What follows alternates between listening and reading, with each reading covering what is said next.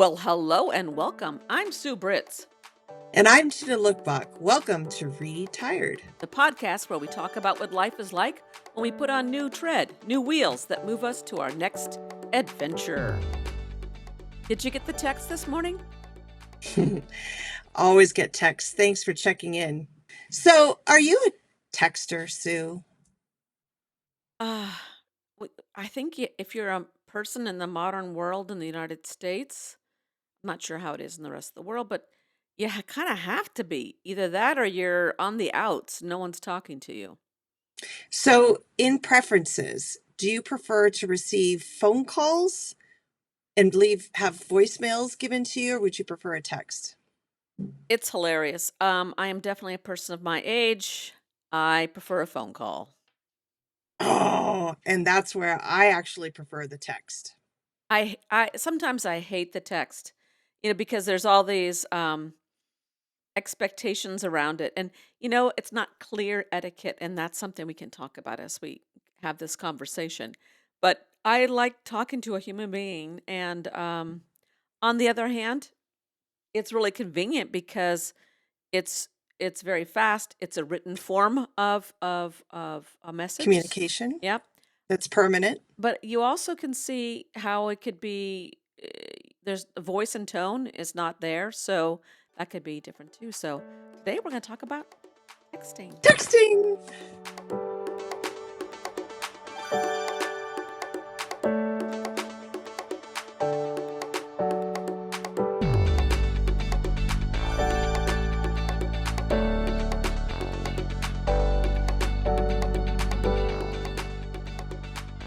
Should we go back just like and think about the progression of texting and how it came to be and how we've used it and how we've liked it or not? What do you think? Well, of course. Go, Sue. Go. Well, do you know what SMS stands for? Something message system. It's close. Short message service, and that's what SMS is. Because you see that those initials all the time. This is the what a text is. It was developed in and around 1984 Wow. by a Franco-German corporation. It came into being in the late well, it came into being I like around 1999, the turn, the new millennium. So, what do you remember about that time before texting and then the transition into it? There's a lot to say. I'm putting myself back into that time. So if we're talking late 80s, I was like end of high school, beginning college. And I've just seen how I've progressed very slowly. I was like the last person to get into the whole texting. Um, so my progression went from I never really liked talking on the phone, didn't like getting phone calls. So for me, the texting was a great thing because I could get to it when I needed or wanted to. And the little dot is helpful for me because I will respond. And if it's a voicemail on my phone, I don't respond because it flashes up and then I'll forget. Unless I consciously go and looking for my voicemail. So that's my progression. I remember finally getting a cell phone, and it was, um, let's see, I'm thinking back in the when it first started. There was, I remember that each text was like 25 cents. Oh, right. And so the phones, they didn't even offer like unlimited, or it was very unusual. No, It was yes. all 25 cents, and which doesn't sound like a lot, but back then 25 cents was a lot more too. But each text would be 25 cents. So in my mind, it's kind of like going to um, a phone booth and dropping your not a dime anymore for a phone call, but a quarter. And so you had to, from our upbringing, where we went from like, eh, you know, uh, long distance I know, I was thinking the same. It's the long distance. It was scary. it was very unusual to use long distance, to paying 25 cents for a phone call, now 25 cents for a text. That text better be worth something. And then you were allowed a certain or you were allowed a certain number, number. like you could have 10 texts a month or something, and then they were 25 cents or something like that, so it was kind of spendy. Do you remember that? Oh gosh, I do, and actually you brought me back to at Christmas time because all my family was in Norway. We would all have, like, a timer and be aware because you had to pay per minute. So Mhm. we would call our family, and then we would all hurry up and take turns because it could get super pricey, and I remember when, I was dating my ex, he was up in Northern California, I was in Southern, and his parents got us a laminated card to show us how much it was per minute and each a timer so that we could time our conversations and know how much we were spending on the phone. And so you just brought me back to that time in life where we had to be so cautious over it. And now, FaceTime, WhatsApp, you could talk for hours and it's free. It's just completely changed. Yeah, it's pretty cool. Yeah, I do remember that. I remember when I studied abroad that year, and you basically communicate by letter with your family, and so you are that disconnected. And we can talk about how communications have really affected how people live nowadays. But we were more independent, more on our own, and relying on those Mm. around you and everything. I was going to ask you the big question, now with the advent of being able to communicate faster, cheaper, do you feel that your relationships with people that are abroad or somewhere farther away, is it different? Is it stronger because we can text and call all the time, or would you say it's the same? That's an interesting question. I think that if you're super close and you're talking all the time, that would make it a lot easier. I also think that if you're planning stuff, like you're planning a trip or they are, that makes it a lot easier. But otherwise, I think uh, there's something magical about getting a letter in the mail. Oh You my gosh, know, I can't even remember the last time I sent one, and I can't remember the I last time I know. received one. And you're right, to see a handwritten non-bill arrive in your mailbox, like, Yeah. wow. Well, it's like kind of getting the emails, those first emails too. That did change things. It made it easier to write and to be timely in what you got, what Mm. you sent out and what you received. Yeah. Now there's 23 billion texts a day globally. 23 billion. And you know what? I think your style of texting contributes to that large number. Yes, I know what you're about to say. You probably have you don't have your phone silenced, so you get ding, ding, ding, and probably you're thinking, "Oh, that's gotta be Tina," because I don't roll it all into one. I have a sentence or a thought per text. Well, and you've maintained that style some from the beginning when they were 25 cents a piece. And you're like, "Dude, hello," because you can't not receive one, they just come. But you're wrong. I have my audio's off almost all the time. Oh, mine too. Yeah, I think that comes from being a teacher when you had to have it off in the Yes, classroom. And, then I'm lucky enough that I don't need to have it on at night. I think young, me. people I know, like my sister who's got, kids still yeah, well, young adults, and, if you've got work, obligations that require, to be have your phone on, if you've got parent concerns that you need to worry about their health, you've got all these things going, so you leave your phone on, but I don't leave I never have, I don't think yeah. So that's part of my age. I didn't get this until I was a little bit older, this texting stuff. So, So, keeping the phone off, I do too. I almost always have it silenced. But for me, it's not just because of interruptions in teaching, it's because I don't want to be blinged and zinged because I think it interrupts my thoughts. Like, let's say if I'm sitting down trying to get work done, each time it goes ding, then I get distracted. I'm off, even just not looking at them and hearing that sound, like, oh, now I have to check out my text later.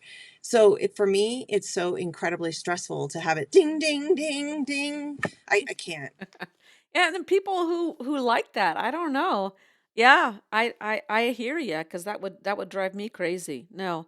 And it's not that when I pick my phone up and I see something, I almost always respond to it. And that's one of the things that I wonder about with etiquette. They say, like with text, you're supposed to respond pretty much right away when you get one. That assumes a lot of Hmm. uh, I, you know, in the good old days, we'd have a phone call, and if you weren't home, you missed the message because there was no message machine. It was just what it Okay, was. that was like the 70s, but by the time we hit the 80s, we had the machine with the cassettes. Yeah.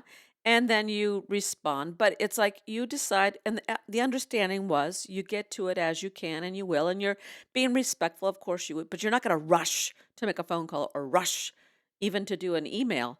But a text, for some reason, there's an expectation that, how come you didn't answer? What's going on? Because the assumption is you have your phone on you and you're looking at it all the time. Ooh. You know, it's funny because I got this horrible reaction as you said that. Like, I'm not going to answer my texts all the time, not all the time. And it depends on who, it depends on what. You know, for you, I have been because it's a good reason. It's usually, you know what I mean? But Yeah. for people that just want to sit and chit chat, like I don't have time. I'm still doing stuff all day long. I don't have time to sit there and get distracted for every little thing like, "Hey, you know, how's the weather?" I you know what I mean? Yeah. I think I believe in purposeful texting Well, I and did too. caring. Yeah, yeah. And like, so there's nothing worse than you're sitting there with a loved one. It could be a spouse, could be a sibling, it could be your child, and they're getting texts and they're not listening. They're not engaging with you. Or you were having a conversation, then all of a sudden gets interrupted, and then they're back, but they're half looking at their phone. Or you're at restaurants and you see this going on with people. You're like, whoa, what's happened to interpersonal, so they're communicating with people, but they're not present with the people that they're present with. Well, what is I that? think okay, so I'm crotchety because you just brought me back to I had a friend up north, and that was exactly the thing. She was very gregarious. And I realized the person I am today would never have tolerated what I did. But it was truly like it was the two of us plus her telephone.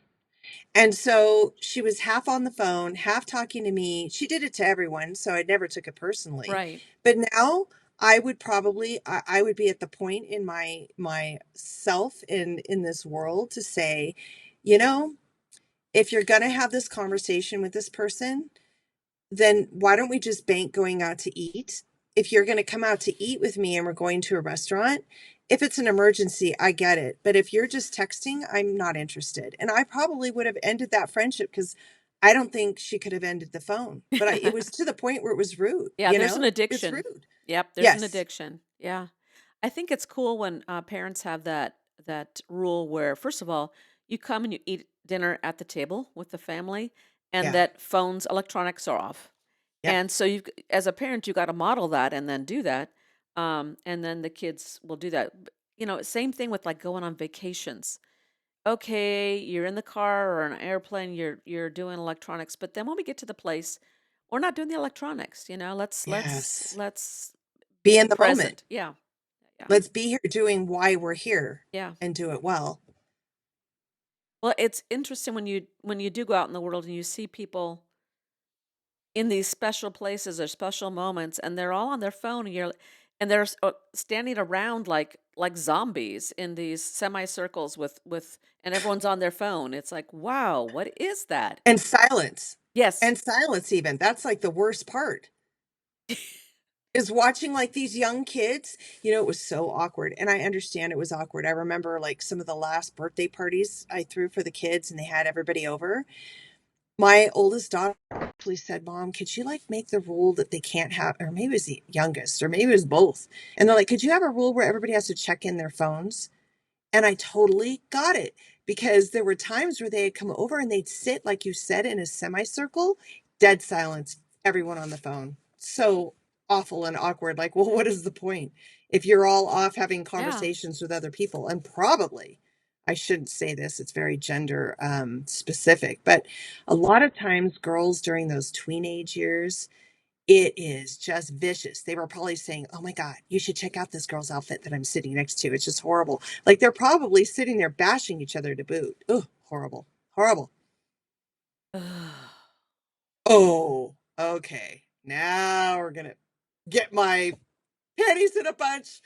So, another thing that used to bother me, and I'm really glad I got out of teaching now too, because combating the phone and the phone sneakage is outrageous. You're competing with something that you just can't compete against. Mhm. And you have all these rules, and this last, teaching at the high school, we there were some teachers that had everybody check in the phone and they had to put it up front.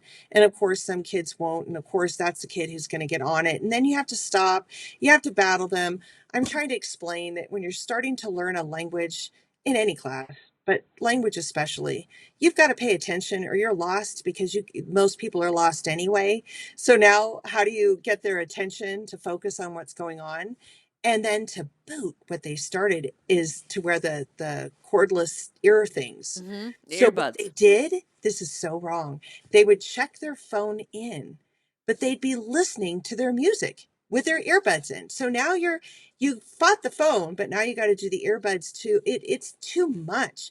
And the one thing I loved about the school that I was at, teaching sixth grade, is just it was still like this innocence, and the kids didn't fight it, and they didn't come to class with phones. It was really, really rare. So you could teach them and you weren't distracted, but high school is another beast, secondary schools.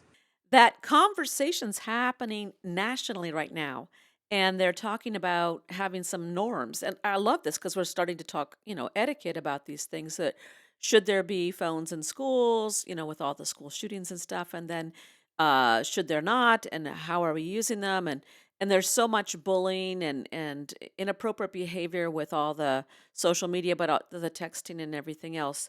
It is a good conversation, and I'm glad we're having it. But I remember in when that first started, it was before the culture developed where parents said they needed their kid to have a phone so they would feel safe and they could contact them in case of an emergency.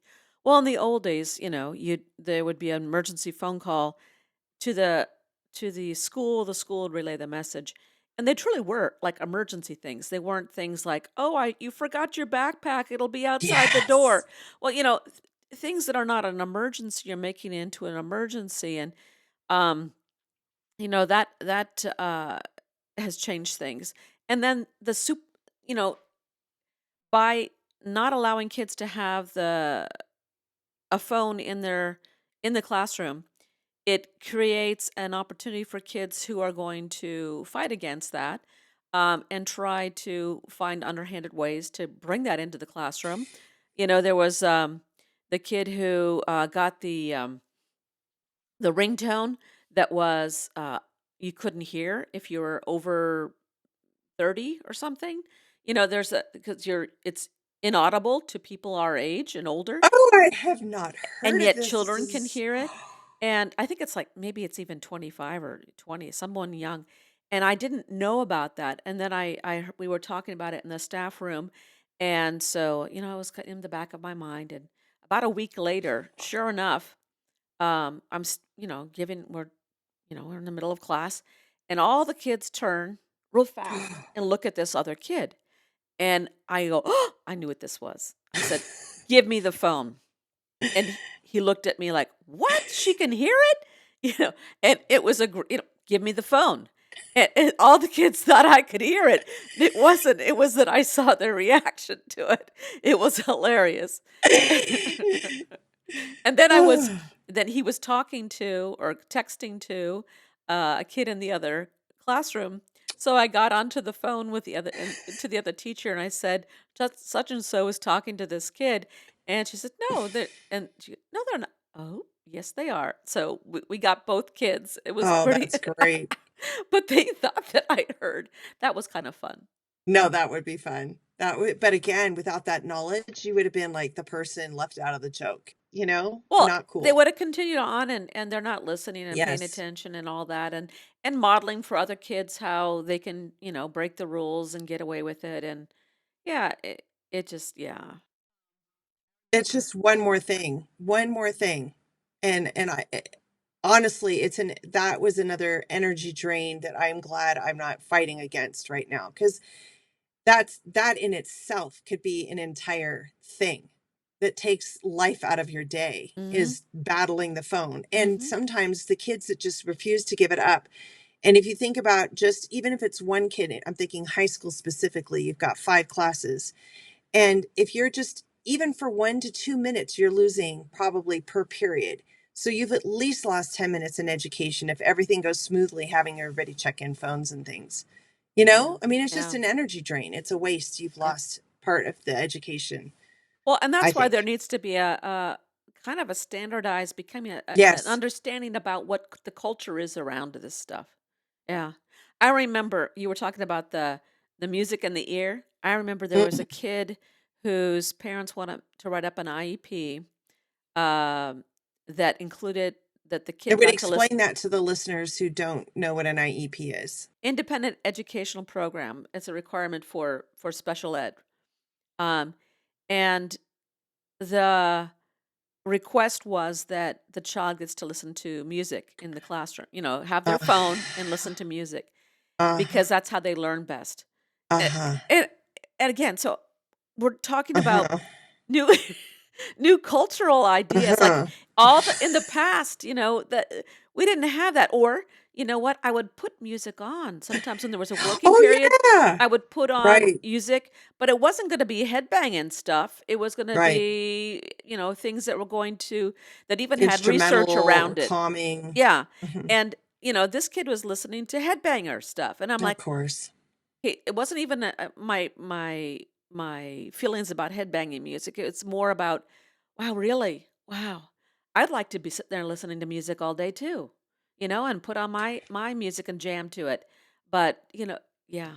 But Um again, as a mm, teacher, and then mm, we'll, do it as like an analogy, but if you were listening to music while you were teaching, headbanger, when things with words, catchy things that you like, or some that are frustrating, whatever, how effective do you think you would be in delivering your content, Sue? right. And so how effective is it to receive that Right. content? Right. I mean, that it just, some things Multitasking just that become distracts. absurd. Yeah, because and there's all, and that was how we got around it. Research based information does not support what was going to be going on. So that was fine, you know. And Well, thanks for sharing.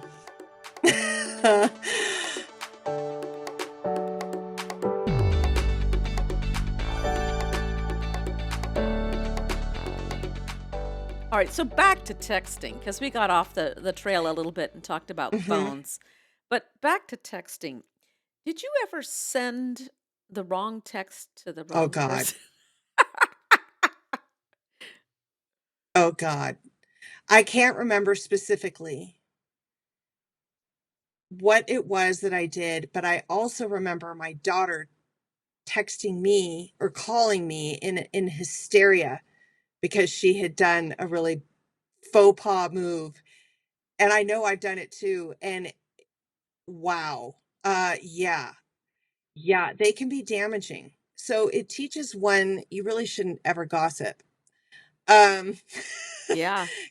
if you don't have anything good to say, this is when it really can apply, is in the texting. Because yes, you could send it to the wrong person and destroy someone, not even meaning to. So And then yeah, how again, about it's in you? written form that someone take a screenshot and share it. And Horrible. yeah, yeah. Horrible. And I have used, but not out of desperation or fear or anything, but the unsend, at Uh-huh. least on the iPhone, I have done that a couple times just because, yeah, it's not that relevant or whatever, but not because I faux pod. So how about you? Of course. I think it's inevitable. Everyone has done it. Oof. Yeah. And sometimes it doesn't matter. Someone will say, I don't think this was to the right person, or, and because I'm not saying weird things. I did once send a little love message to, Oh God, the wrong person. yes. And it was my, Or to your it ex. was my principal. But thankfully, she was my friend, and she said, um, "Very sweet, Sue, but I think this was meant for someone else." And I just loved how she responded that way. I really That's appreciated that because beautiful. yeah, because it was embarrassing already, but Yeah. Right. But it and didn't hit the level of shame. yes, She got yeah. and at least it wasn't during the school day either. So, Oh, that was good too. shoot, Because I wouldn't have true. done that during the school day.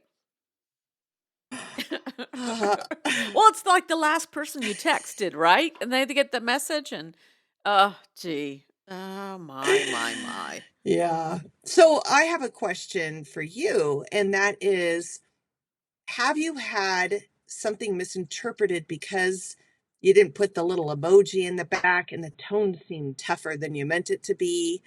Like, a lot of people say you shouldn't text, you shouldn't write because you can't get the words in there to express it properly and it could be taken wrong. Has that happened to you? I'm sure it has, but nothing comes to mind right away that was that bad. I think that if I got the feeling about it, I would get on the phone and I would say, "Hey, Hmm. can we just talk?" Because What's up? I'm not able to explain. Uh, we're not communicating. Um, yeah. What about you? Um, a couple of times I've received them and kind of wondered, if there's not an emoji behind it. But emojis, I've learned, it's like the thing that softens. So sometimes if you don't have time to throw on an emoji, it might come across as hard when it really was meant to be loving or funny Yeah, so I use emojis a lot. I'm not an emoji person, so that's the other thing that's Well, you were a interesting. Bitmoji person. I'll do a Bitmoji just to be funny, but Right. I hardly use those. No, Yeah. huh? And that's kind of like it brings you to the next one. The voice to text. You can record again. You can send those accidentally. You can butt dial someone, and you're recording Yes. exactly what you're saying, and then it goes through. But the voice to text stuff is very helpful for people who are multitasking or can't click all those little buttons and all the little. It just drives you crazy, and there's so much autocorrect issues that you do the voice to text, and that can be helpful, but also a problem at the same time and create other problems. Well, I'm seeing, and I don't know if it's an Android versus the iPhone, but my neighbor up the street, he's 72, and the thumb thing is just not working for him. So he only uses the audio. And there are quite a few he always has to edit. He always has to go back and look at it and edit it. And I have to say that the few times I have used the iPhone, haven't had a problem. So I don't know if I speak clearer into the thing and he doesn't and he's too slurry. But I have not had a problem with it at all. I love it actually because it's like the brief phone call and it's already, I don't do the phone call. So it's just easier to hit the button because I'm always, if I'm going to respond, will be through text. So So, and then there's autocorrect stuff. Have you sent stuff that has oh gone God. I love all those memes and there've been some hilarious ones. Yes. Lots of autocorrecting. Yeah. I look at the youth and the speed with which they can do Uh, this little finger action thing. uh-huh. And I am so slow. So when I have something lengthy to text, I prefer to do it on my computer. I just Mhm. need a keyboard. I Mhm. this thumb thing, it sucks. It Mhm. does. Mhm. And I think it's like, I don't know. I don't know how they could be so precise because I Mhm. always am like a letter off. And then you get the autocorrect. And then if you aren't paying attention as you go along, you've now written a paragraph, like you've taken your time to do it. And then every fifth word is completely wrong. Yeah, oh, I think the kids use predictive text a lot, and that's what makes them go so fast. So they're typing, with their thumbs, but then they do predictive text. So, yeah. that's I think this is your style though too. So you do like an idea and get it out and send it because Yeah. then you don't have to like correct it. It's done. Send it out. Send it out. Yeah. Yeah. Whereas I'm making a salutation, comma, new line, write the message, and then I sign it. You already know it's from me, but I say, so I do. I am old fashioned in that respect, Structured. and I do use capital letters and periods and commas. I feel weird when I don't put a comma in. I feel weird when I don't put a Yeah. period in, but I do it, and yeah. No, I do have a problem with the periods and commas as well. Yes. I'm a little bit uptight with that too. But, in a text, it's okay not to do all of the punctuation, but, yeah, I have a hard time. I've always feel weird if I don't do it. It's like dangling. It's just dangling. It's dangling in space without a period or a comma. I can't. And yeah, and no capital letters. What is that? What's that? The capital letter I. It's almost like you have to type in Oh, the oh, lowercase I right. and then autocorrect it because it'll make it a capital I for you if you leave it alone. Yeah, yeah. So this thing of the other thing that drives me crazy about texting, especially with young people, it doesn't happen so much with my friends because we're kind of old fashioned, but is textism or textees, this abbreviating thing, this Oh, SMS yeah. language. I feel like it's like a code. It's kind of fun to crack Yeah, until you can't crack it. IDK, B TBH. BTWIDK. I have to say it's true. LOL. OMG. No, that drives me crazy. Because then I have to go find out what that damn thing means. Go to Google it and find out what it is, or sit there and try to figure it out. At least I get down the TTYL now. I got that one. I know what that one is. NVM, never mind. I would Never never mind. Yep, my daughter does it all the wouldn't time. never mind be NM? Never mind? Yeah, Why it NV should be, mind? but Yeah, no, I it's don't know. yeah. IDK. It drives me crazy. TBH, I think it's fun.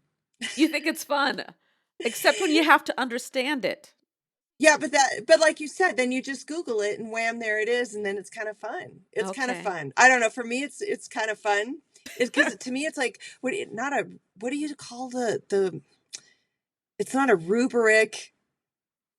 Like if you have a lamb and you have an eyeball, Oh, uh, yes, but it's like it starts with an uh, R. It's a what rube. is that called? Look it up so we can say it. What is that I don't called? even have my phone. I love But you, those. so to me, Hang on, let's find out that's what what it that is. is. That's what that is. So for me, it's like cracking the code. It's It's a it's hilarious. a puzzle. What's that called? Yes, puzzle with images. And letter clues. That's Okay. called A Reuben. a rebus. Rebus! So fun. I remember I started with it. My parents, my dad would sometimes get this god awful beer. I think it was the brand of Lucky. And when you popped off the bottle cap, there was always a rebus under there. Oh, That's where cute. the whole thing began, and I just thought it was fun. So to me, that's what this is. It's like cracking the code. Okay.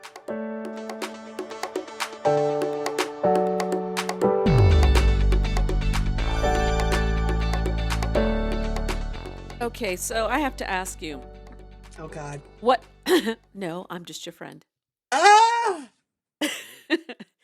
I have to ask you, when did you I'm assuming you have unlimited texts. So when did you Eh, switch from those counted texts at 25 cents a text to unlimited? I can't even remember. I mean, it's been at least a decade Yeah. Yeah. since divorce for sure. Yes. Yes. So, my little story my little story is when I finally started dating after divorce. That's how people started communicating with each other, was through text. And it's like I wasn't up on it on texting. I would have preferred a phone call, but that's the world that I walked into. And so here you are getting texts and they're 25 cents as a message, and you're trying to have an, a good conversation with someone.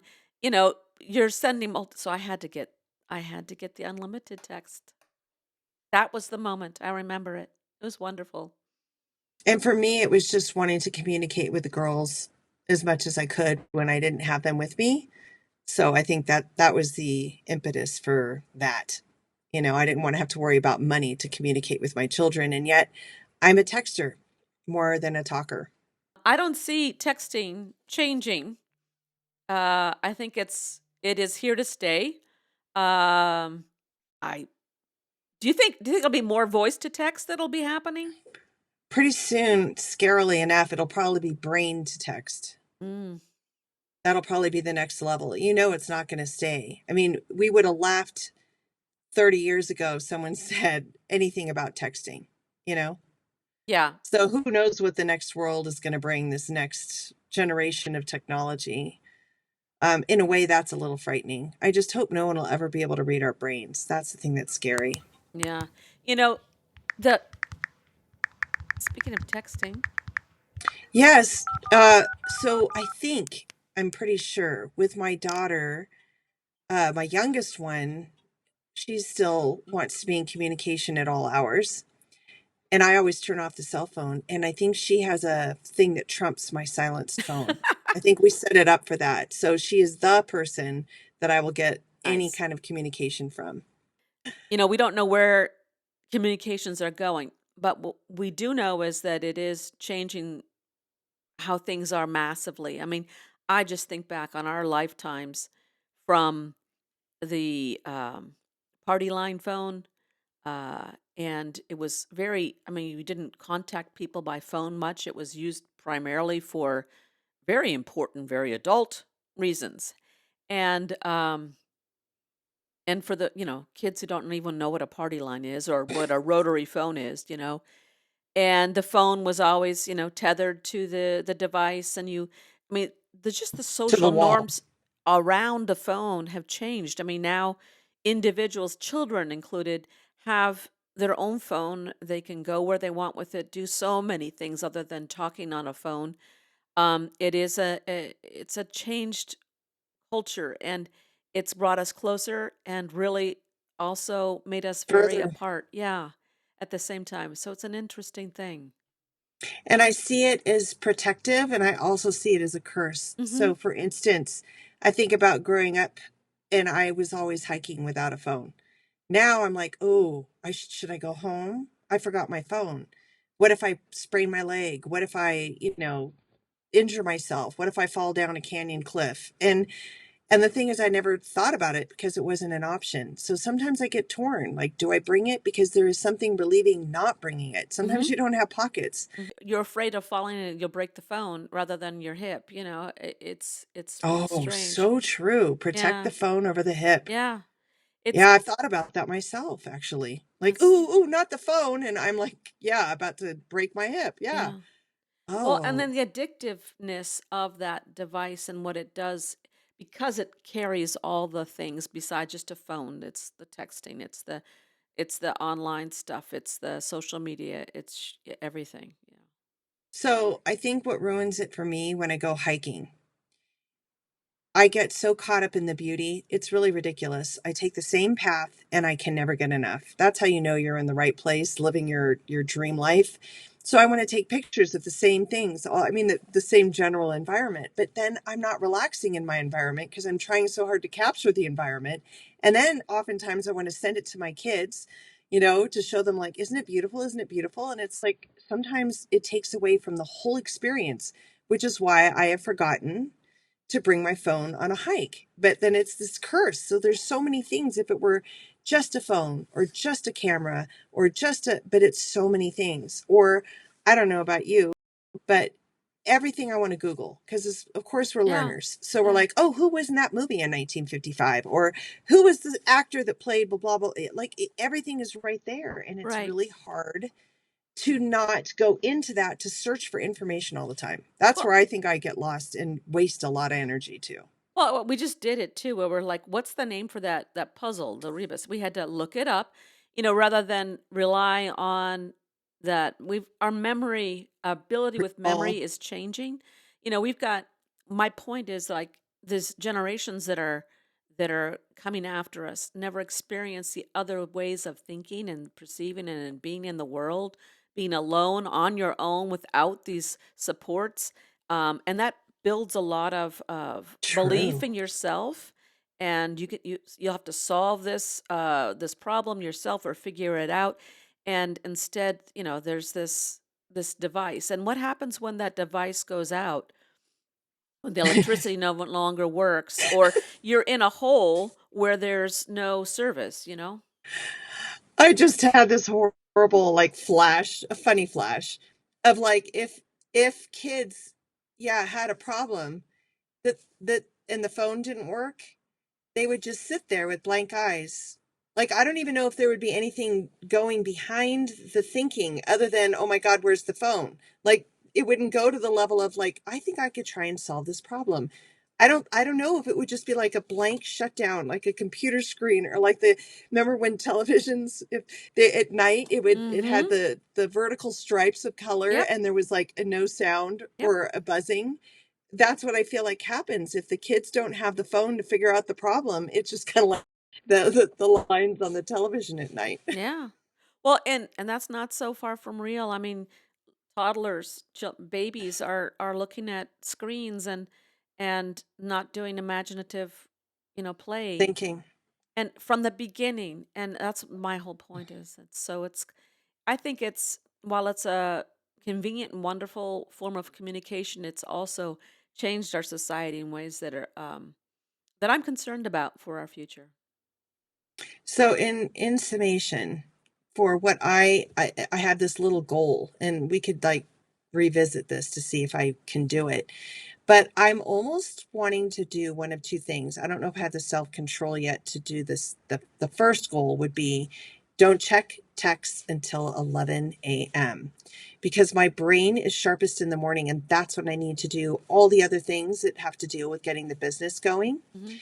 And then that way my brain space isn't taken, because depends on what those texts are.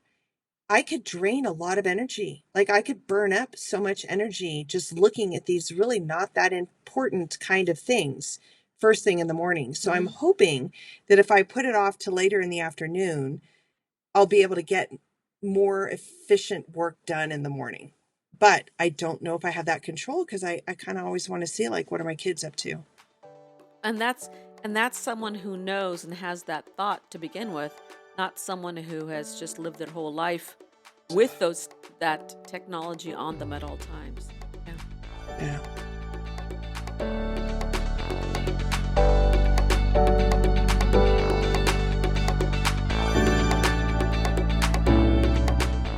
That wraps up this episode of Retired. Thanks for listening. Until next week, please feel free to lend your feedback or ask questions by emailing us at retiredpodcastnewtread@gmail.com. You're invited to follow us on Facebook at Retired Podcast New Tread. Check the show notes for links and contact information. Retired is co-hosted by Sue Britz and Tina Lokkbakk. It is produced, directed, and edited by me, Sue Britz. Music and graphics are by me too. Please click to subscribe so that you won't miss your chance to Join our retired road trip.